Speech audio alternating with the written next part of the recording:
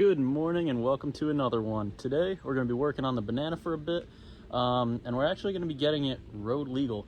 So the other day I got pulled over and towed because my corner lights were out. Probably the craziest thing I've ever heard of, but had to get towed back to work. Got fined a ton of money for different lights out, and he just hit me with every ticket he could think of.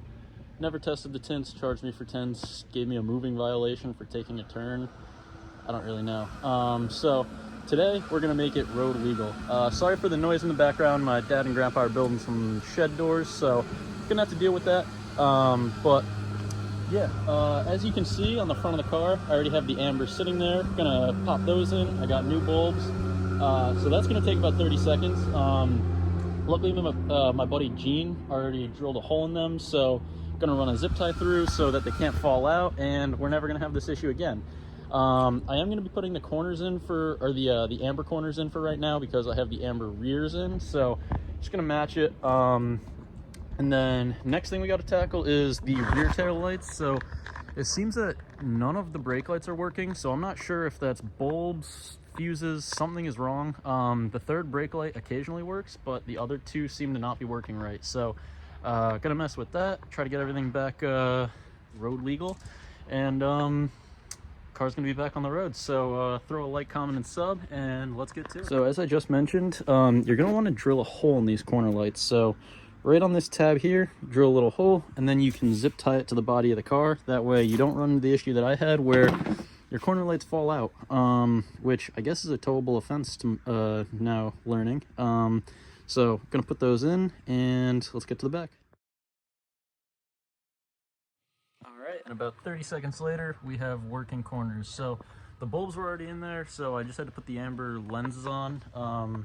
Apparently you can't have bulbs without lenses, even if they fall out and you have the brand new ones sitting in the passenger seat. So that's cool. But now we're gonna figure out the brake light situation. I'm gonna try replacing the bulbs. When I looked in there, it's kind of weird. So this one was working for a while, but now, or sorry, opposite. This one was working for a while, but I put the jack in the back and I think it took the bulb out. So that one wasn't working. This one's been on and off working for a very long time.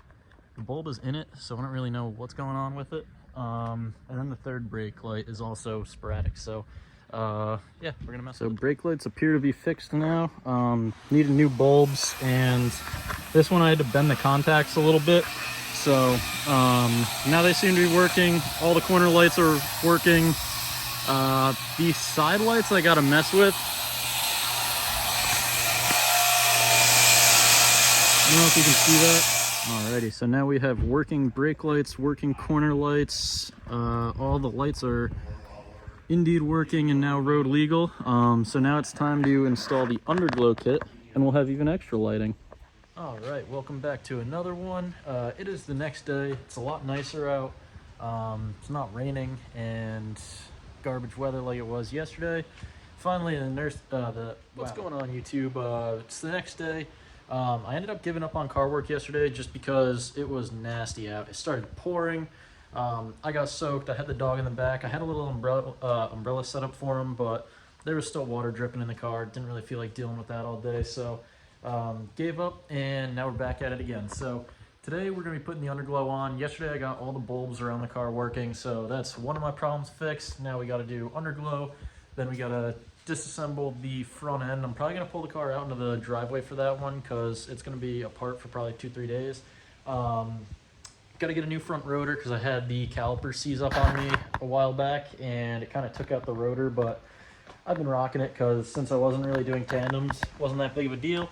But now that we're getting pretty comfortable, getting close to other cars, I want to make sure that my brakes are good to go so I don't cause an issue by running into someone for bad brakes. I would feel terrible about that. So gonna hook those up. I'm gonna get some hawk pads for the front, and then yeah, we're gonna get to the Underglow now.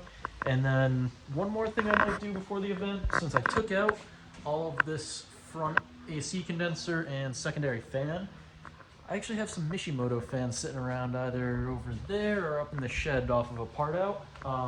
So what I'm going to do is probably hook those up to the front support here that sits in front of the radiator, and then I'm going to have pusher fans and puller fans. So thing's gonna have all the airflow it'll ever need, and yeah, let's get to it. All right, so the Underglow is coming along. We got the front mounted, we got the sides like halfway done.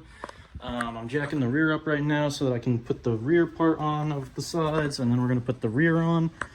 Then it's time to give it all some power, download the app, and make sure it all works. Well, so this is taking much longer than I anticipated, but it's coming out pretty nice. So I got the sides and the front all mounted up and all wired. I have all the wires kind of tucked up right along in here, following the fuel tank strap and then up through the back. And conveniently, there's a little rust hole right at the back of the battery box. So I have it sneaking up through there.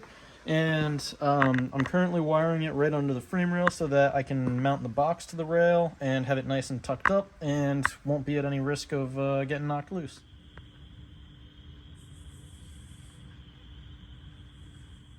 Alright, so as you can see, we have finished the Underglow.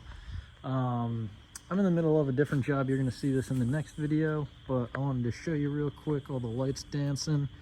Oh, now the driveway light came on. I was trying to do it without the light on, but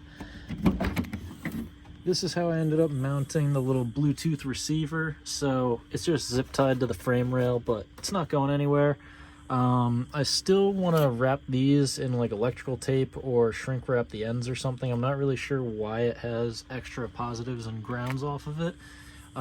It says that's an auxiliary thing. I'm not sure if you can add like an extra neon bar or wire that into like the license plate light or neon bracket for the license plate or something like that. But this is the final product. All the brake lights and corner lights and whatnot work. I had the amber ones in originally. I swapped them out because these ones have the drilled out edges so that you can zip tie them in. The other ones weren't drilled out, so I didn't feel like doing that. I just swapped these ones on and zip tied them in. So this is how we're going to rock it for the event. I'm still trying to locate some Chiquita stickers, and yeah, but there's going to be another quick video before Lock City. As always, thank you guys for watching, subscribing, commenting, all that shenanigans, and I'll see you guys in the next one. Times with the bros and your shit, and we roll with the cars, and it goes like, I don't wanna be lonely tonight. I don't wanna be lonely tonight. Don't wanna be lonely, so I spend some time with my homies. I don't wanna be lonely tonight. Don't wanna be lonely tonight. Don't wanna be lonely, so I go and spend some time with my motherfucking homies.